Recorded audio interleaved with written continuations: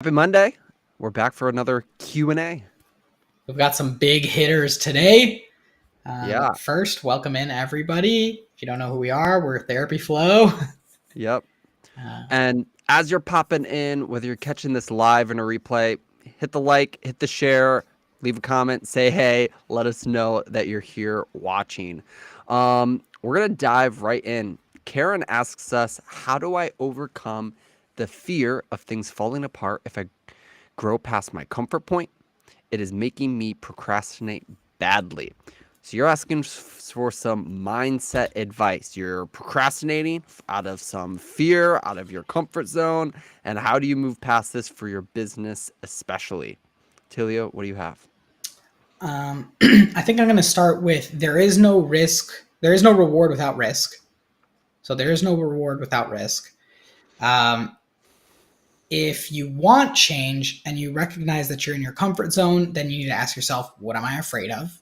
Right. So it sounds like you're already asking yourself that question. And it sounds like what you're afraid of is the confidence or the proof of concept maybe for your practice growth. And so I would seek to find a proof of concept for your practice growth. What is the system? What are the actions that you can consistently do Yeah. that will reach a happiness point? There's an incredible book called Atomic Habits out there, and essentially there's this concept of compounding habits that don't reach your goal because we're no longer thinking about goals the way we think about goals. We're thinking about how can we create a system that delivers a result at the end of the system, and we're happy that our system is running rather than hitting our goals, which is a binary yes no thing. And Yeah. so maybe look at how can I create a system that's consistently doing the right activities, and so as the system is running, you're finding great success through there. That might be Yeah. how I answer that question. I think that's a really great practical answer. I think a little bit on the emotional level, and Attilio touched on this on a risk side of things. Being in your comfort zone isn't bad if you're happy with where you're at, but it sounds like you're not. It sounds like specifically with the procrastination front, I've been there, and a lot of people are there where either the fear of failure, the fear of it being imperfection, the fear of just not having done it before makes you not want to do it. And that also is okay, but you have to understand nothing will change.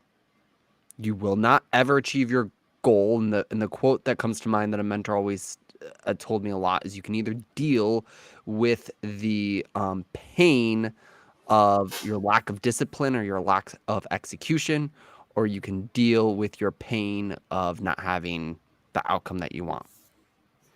And you're gonna have to choose one or the other, right? You can either be in some ways complacent with being uncomfortable at the fact that you're procrastinating, or you can be uncomfortable by getting over this fear and moving through it and killing the pain that's coming by procrastination. You're sort of at this cognitive dissonance right now that you're choosing one or the other and you have to get through it. So biting it into bite-sized chunks, as Attilio suggested, creating habits with atomic habits to do the execution will really help. Now, she asked, or you asked, a second part of this question is you're really struggling getting marketing up and running or going for your practice. And this is where borrowing from a proven framework, using almost someone else's confidence, someone else's success, and borrowing it as the excuse to take the actions that you want can be really helpful, right? And that's where following a marketing blue book, a marketing playbook that has a proven success, a coaching process or a program like ours, done with you process, and there's a lot of others out there as well, depending on what you need or what you're looking for. But long story short, is you start with one central channel for marketing, right? So you say, I'm going to go all in on getting my listing sites done, or I'm going to go all in on getting paid ads up and running and successful. And you choose one way, one channel to market your practice, and you level that up until it starts working for you, or until you realize it's not ever going to work, and then you move on to a new one. Yeah, I think that's a really solid point too. Is I think so many people are under the impression that for their business, for marketing, they have to do so much. And really, it's the exact opposite. The best marketers in the world and the best like streamlined businesses in the world have 1 to 3 channels of marketing that is just a complete system of Yeah. how are you getting the attention? How are you turning attention into opt-ins? How are you turning the opt-ins into new clients? How are you doing analytics and tracking so that way you can improve the whole system? Yeah. That's it. Definitely. So Kaylin asks us, and this can kind of tie into it, what does boots on the ground marketing look like these days? And you can kind of take this two ways.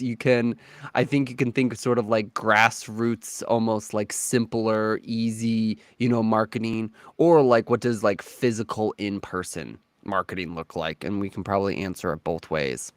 The first thing that a little bit abstract but comes to mind when I think about this is boots on the ground marketing these days looks like the counselor or the private practice owner doing it almost all, if not all themselves or all in house.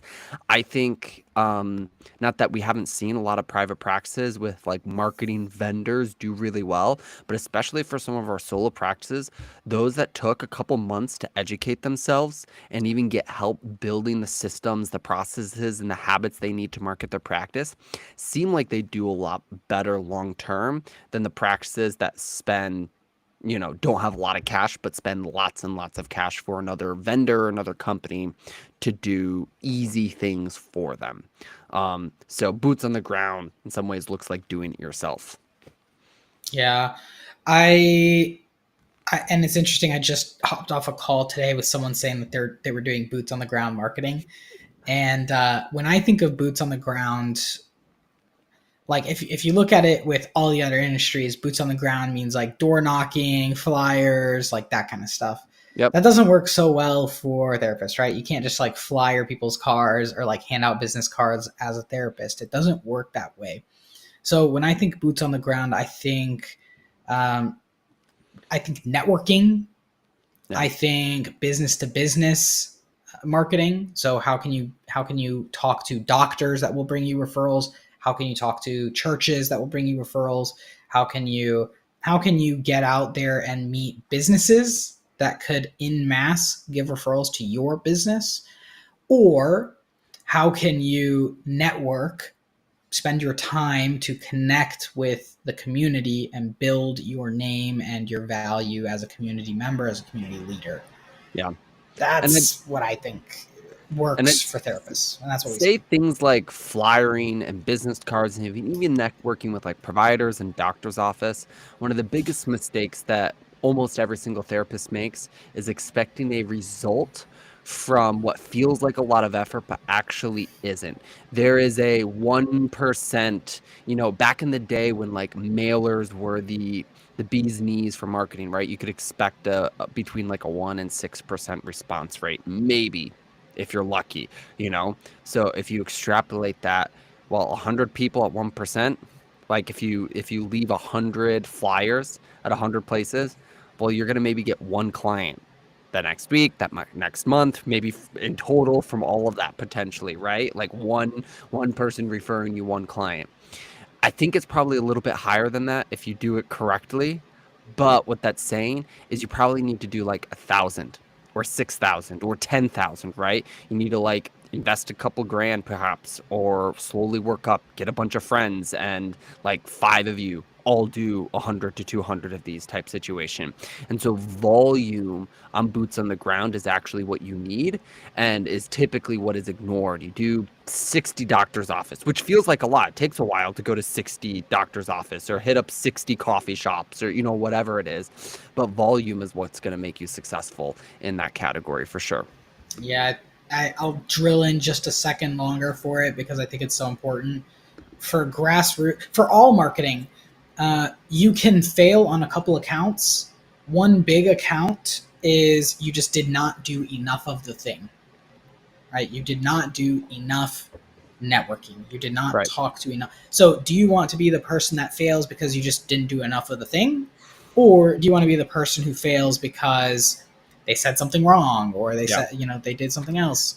And we see this all the time. You don't spend enough on ads. You're only on one listing site instead of 5 or 10. You're doing one blog a month instead of 4 or 5. Whatever it is. You're doing one social post a week instead of 3 or 5. And volume isn't always the answer. It's just a common mistake Yeah. that happens, right? And I think that goes for timeline too. You did Yeah, it for 1 month, or you tried posting on social media for 1 month. You tried posting on social media for 3 months.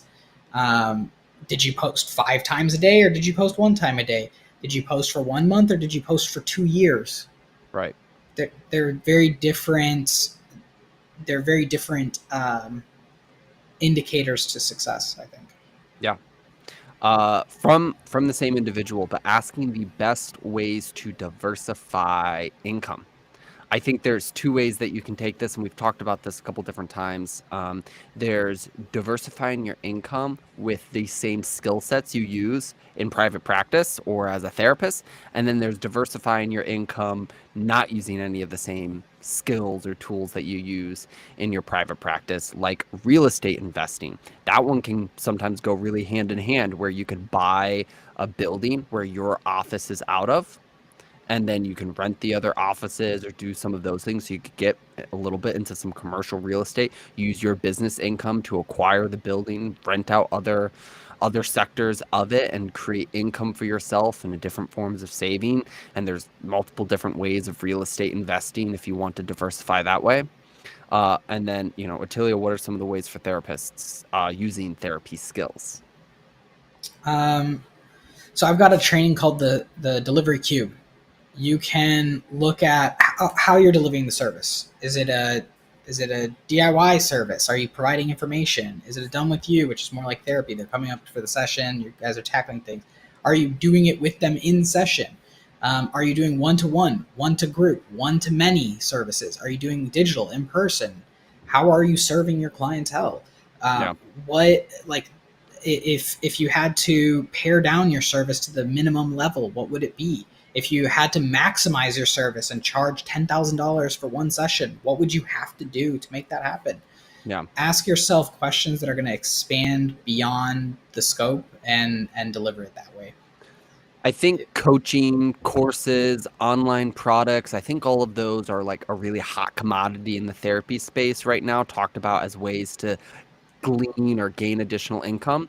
But most of those channels are really hard to actually make substantial income from, unless you're willing to invest a lot of time in learning some hard internet growth lessons. Tilio and I have both been down that road. However, I think also corporate consulting is something that a lot of therapists sleep on. There's so many different forms of it in organizations who need different levels of consulting, from someone with the emotional intelligence and the licensed intelligence that you have. So you could definitely go down that road a little bit and charge some great dollars on the corporate consulting front for some of those things. Because I wouldn't feel right to leave it just giving you that information. The coach Attilio is screaming at me to tell you a number one indicator for failure to me is that you're trying to do too many things at once. If you are trying to diversify before you have one thing that's working really well for you, you're probably Yeah, doing it too early and you're probably going to crash both. Do not, this is please, because I've been there and I've done that and I've tried to do 30 things at once, I've tried to do 2 things at once. Diversify after you've got something great working for you. So yeah, please, please, please do not diversify because you think it's the thing to do. Don't diversify because it'll buy your time back. Because the truth is, diversifying opens up a whole new can of worms when you could have just been doing your one thing better, your one yeah. thing bigger. So something to consider on the back end. Josh, I don't know if you have a different opinion there, but I wholeheartedly agree. Even if you didn't want that advice, until you gave the advice, and it's funny that advice has been given to me and Attilio many times by other people, and sometimes I wish I'd actually heard it and actually did something about it. Actually said no to the shiny object with the humility needed to say, you know what? I'm not gonna do that extra thing or sort of put it on the back burner or, be all scattered brained. And overall, it's a hard thing to do because there's a million small and big things that are just clamoring for fun, enjoyable attention. And sometimes it's worth the diversion, but many times it's not. Um, the last question that we can kind of broaden out slightly large, but is it worth to get insurance credentialing done for you? Just pay to have it done. And I think, the larger question that we can answer for everyone is like, when is it worth it to pay to have something else done for you, if it can be, versus, do it yourself? I think this has to do with the way that you think about business. I think this has to do with your timelines that you're okay with receiving cash on. If someone joins our program and they are running an insurance practice and they're looking to grow, one of the first things I tell them to do is stop doing credentialing and billing themselves and just pay someone else to do it, because they Yeah. need the time so that they can do everything else that is required of them to grow their practice. Yeah. So it's one of the first things, but the people who are coming to us are okay with a slightly larger time horizon. They're coming to us saying, I want to grow, do something significant, and my timeline is long enough that it makes sense to get a really big result instead of just a fast result. Yeah. Because sometimes fast means small, but long means big. You can get a bigger result. So, um, and also, how do you want to run business? Do you want to just own your job, or do you want to own a system that pays you dividends? So what are you building is what you need to ask yourself. Do you want something that you're creating, you're architecting a machine that prints out time and money, or Yeah. do you want to just take everything that comes your way, do it yourself, and own, quote unquote, own your job, which is Yeah. just you get paid the maximum amount because you're doing it all yourself, and you get paid the maximum amount because there's maybe not other things that you have to consider. It's just you and yourself. So maybe ask yourself what it is that you want to run, know what your timelines are, and what's the size of the thing that you want to build, because that might Yeah. help inform your decisions. Ultimately, in business, if your goal is to deliver your service, aka show up and do your therapy sessions, and make a certain amount of money, you kind of get to be agnostic about everything else that happens in between, as long as it serves you to accomplish those two goals. This will help me make the amount of money I want, and this will help me deliver the service in the way that I want, right? And people have different definitions. Some people want to own a group practice, and the service that they deliver is through other clinicians. And that's great too. And what will that require? So we're kind of agnostic to everything else in the middle. So if going out and getting the insurance done for you helps you accomplish delivering the service more, and long term or better helps you make the income that you want, because that frees you up for other things, to think, to work, whatever, that's probably the correct decision. But if you're wrestling, if you have a little bit of time and you're trying to get that income now and you're sort of delivering sessions, well, do it yourself and keep the money and sort of reach that goal sooner, right? On keeping more of that for yourself. I also think of an analogy of sort of like buying a car. Buying a car is a very infrequent experience. And if you buy the correct car, repairing the car is also a very infrequent experience. You might need to do a little bit of work to like shop around and buy the car that you want, but it's not a very often one-time activity. Taxes are a little bit like this. I'd recommend most people just pay the money to have someone else do your taxes, because someone else is probably going to be able to get it right, have your taxes done, do it for you, as well as, someone else is probably just going to be able to repair your car, and getting your oil changed, something like that, at a price point that is marginal. And that's really what it is. Getting credentialed on insurance panels is a marginal cost. Usually it's $100 to $400 per insurance carrier that you want. So you might spend a couple $1,000s if you're getting on a bunch of them, and you can even do them one at a time, or you can go with a big platform that will do it for you initially and then decide where you want to go from there. But that's kind of the case with your business, right? If it's a really infrequent purchase, but requires you to learn a lot of specialized information, you only have to get credentialed on insurance one time. And maybe there's an update or two that has to happen every once in a while. You only have to buy a car very infrequently. You don't have to get it repaired very often. But you have to acquire massive amounts of specialty knowledge to do the infrequent repair, and that's really going to slow you down.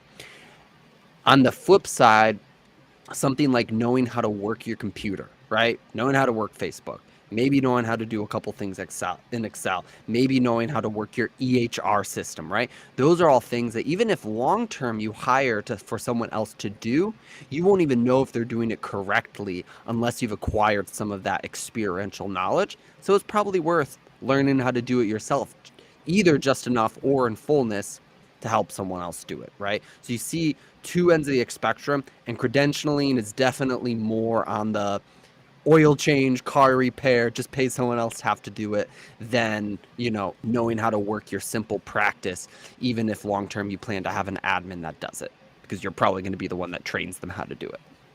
I think I'll add one extra component to that. What is the core function of your business? Yeah.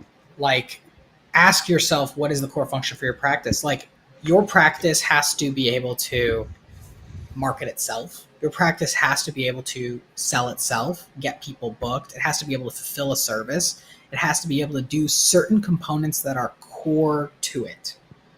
Yeah. There's certain things that aren't core to your practice. There's certain things that aren't core to your practice. The things that you can maybe shortcut on and buy else's specialties, expertise, do it earlier to buy yourself time back. Eventually, it'll be something that becomes in-house if you want to grow to that size. Yeah. An insurance coordinator is one of those positions that when your practice hits a certain size, it makes more sense to not pay the fees for the third-party company, and it makes more sense to just hire an in-house insurance coordinator, Yeah. right? And so this isn't something that you have to make a decision on once and it's always that. And I think also looking at, is this a core function of the practice? Does the practice have to be able to bill, verify, and do everything that needs to do with insurance? Submit the credentials for new recruits. Is that something that has to be done internally? Yes, eventually. Eventually, it's a good idea to have control, maintain control of all the things that your business actually as a core function has to do. And so eventually, it'll be something that is in-house. But maybe early, you can shortcut some of the headache, brain ache, you not knowing it, all that other stuff by buying someone else. Yeah.